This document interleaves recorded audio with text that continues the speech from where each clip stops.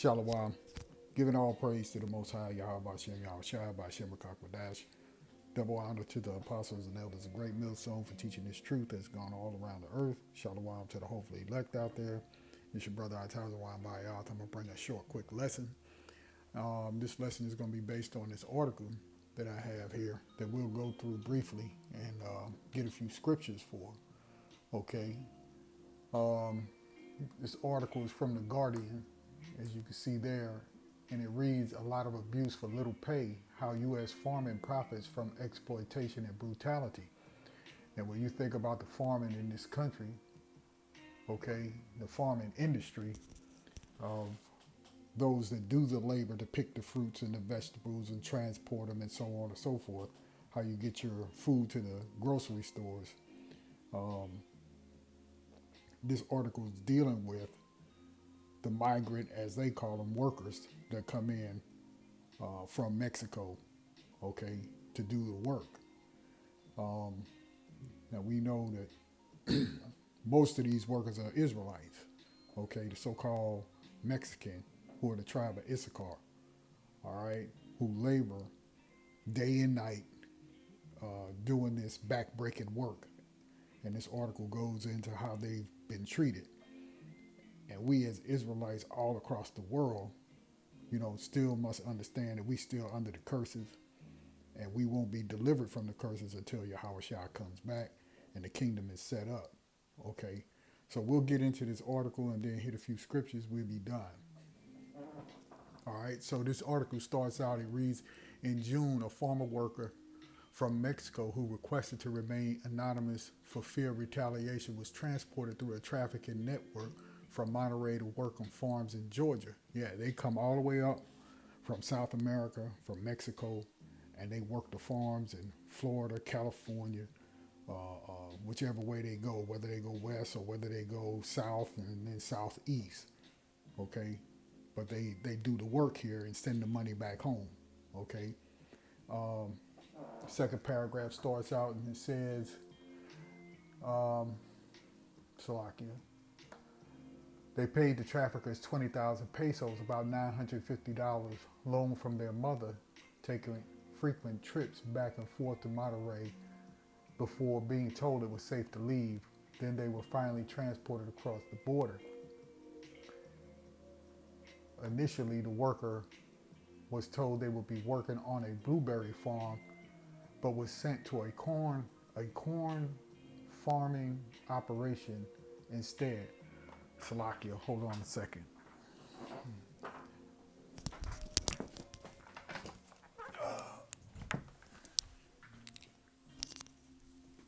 Cause the doggone power button will come up saying that the phone is about to die. So it's amazing. You get ready to get into a lesson, how things just happen.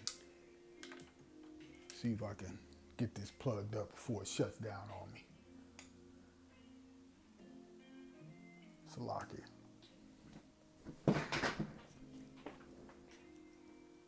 Okay. So we carry on here with the lesson. Then it goes on and it says, from a quote from the worker, "We arrived at the house where we would live and had to clean the rooms ourselves. There were roaches, spiders, mosquitoes, and the mattresses were covered with lice," the worker said. "The bathrooms and showers were dirty and clogged. The kitchen was horrible. We had no air conditioning in hot weather." The worker began to work daily at 3 or 4 a.m. and worked until 3 or 4 p.m. with just one 15-minute lunch break, making just $225 for 15 days of work. They heard rumors that the contractor had several workers die under them. The worker claimed that Haitian immigrants were also brought into the same network. You see, and this is Esau under the radar, bringing in migrant workers. And as it reads there, Haitian immigrants also, right? Potentially the tribes of Levi, okay?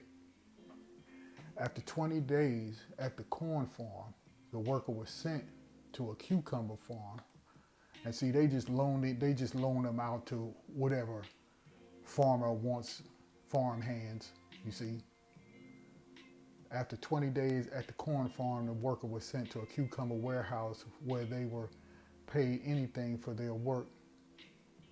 Where they weren't paid anything for their work, and then transferred to Texas before escaping the operation and returning to Mexico in July. You see that? Total abuse. Okay?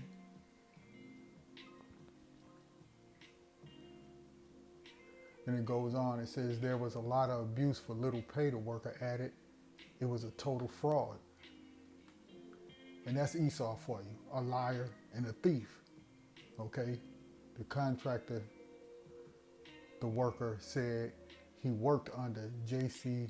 Longoria Castro, was one of the 24 defendants indicted in federal conspiracy charges in October based on findings from a multi-year investigation into a massive human smuggling and labor trafficking operation based in southern Georgia that extended to Florida and Texas. Okay? So anyway, this is out there. If you want to go read the whole article, if I can remember, I'll put it in the description link. Okay? In the description box. But anyway, migrant workers from, as we read, Mexico, Haiti, Israelites, who are doing all of the farming, and as you can see them here, this picture here, doing the work on their knees and hands, picking produce and being abused. Okay? Now we're still under the curses by the Most High because of our rebellion. So let's go to Deuteronomy 28, and we'll just read these few verses here, okay, and get a couple more scriptures. This is Deuteronomy 28 and 48. It says, therefore shalt thou serve thine enemies, which the Lord Yahweh Ba'ashem Yahushua shall send against thee in hunger and in thirst and in nakedness and in want of all things. Right, and that worker was describing the conditions in which the migrant workers were working in, okay? Deplorable living conditions, right? And working from sun up to sundown, if you will. All right? Therefore shalt thou serve thine enemies, which the Lord Yahweh shall send against thee in hunger and in thirst and in nakedness and in want of all things, and he shall put a yoke of iron upon thy neck until he hath destroyed thee. The Lord shall bring a nation against thee from afar, from the end of the earth, as swift as the eagle flieth, a nation whose tongue thou shalt not understand, a nation of fierce countenance which shall not regard the person of the old, nor show favor to the young. Right, and all those out there who work those fields are young and are old. You also see Issachar, who do a lot of landscaping, right, at a cut rate. The man don't pay them what you would call union scale wage, okay, paying them for basically pennies on the dollar to the job, right? And I've seen them out there roofing, and what you would consider young boys, young men who should be in school are out there with their fathers and brothers and uncles and grandfathers, doing roofing jobs, landscaping jobs. You see? So let's go over to James 5:1. And this is just a quick lesson, okay? Just in the spirit of the Lord. Once I saw that article, and I said, you know what? Hey, this is our people, okay?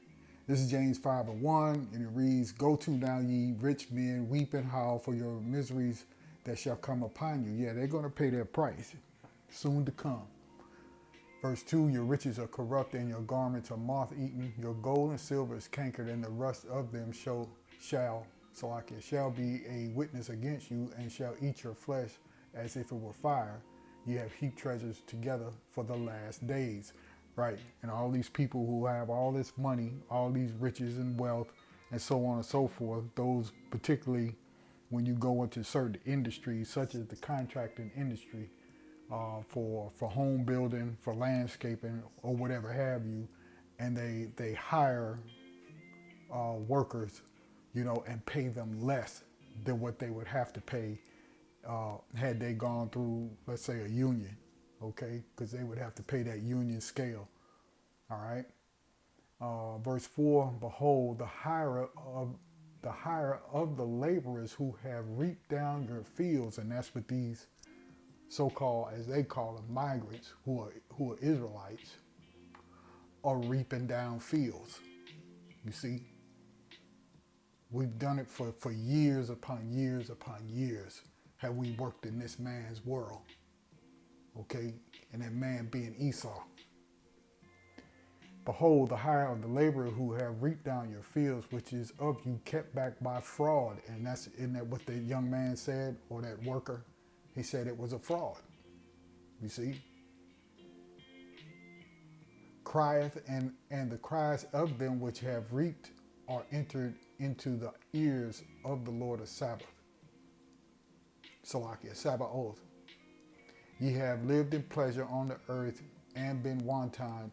Ye have nourished your hearts as in the days of slaughter. Ye have condemned and killed the just, and he doeth not resist you. Right.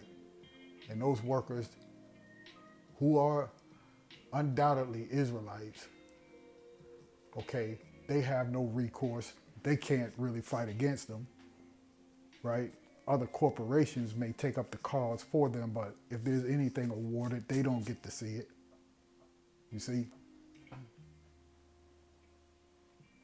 This is Wisdom of Solomon, chapter 5, and it reads, Then shall the righteous man stand in great boldness before the face of such as have afflicted him and made no account of his labors, and as Esau Edom, right? Make no account of the people, of our nation, who have worked for them for free for hundreds and hundreds of years, okay?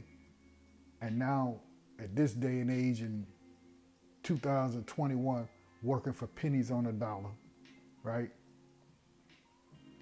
Verse 2, when they see it, which is our salvation, they shall be troubled with terrible fear and shall be amazed at the strangeness of his salvation, so far beyond all that they looked for.